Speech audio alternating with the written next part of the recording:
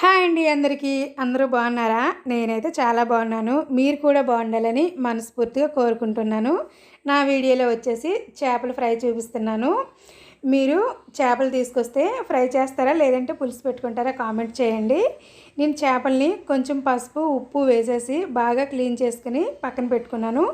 ఇప్పుడు వేరే బౌల్ తీసుకొని అందులో కొంచెం పసుపు, కారం, సాల్టు, ధనియాల పొడి, అల్లం వెల్లుల్లి పేస్టు, కొంచెం కార్న్‌ఫ్లోరు, కొంచెం ఆయిల్ వేసుకొని బాగా మిక్స్ చేసుకొని ఇంకొంచెం సరిపోకపోతే కొంచెం వాటర్ కూడా యాడ్ చేసుకొని బాగా ఈ మసాలాని కొంచెం ముద్దలా కలుపుకొని మనం పక్కన పెట్టుకున్న చేప ముక్కలు కనుక ఇందులో వేసుకొని మసాలా మొత్తం ఈ ముక్కలకు పట్టించామంటే ఫ్రిడ్జ్లో కనుక 1 అవర్ 2 అవర్స్ పెట్టుకున్నామంటే ఈ మసాలా అనేది ముక్కకి బాగా పడుతుంది.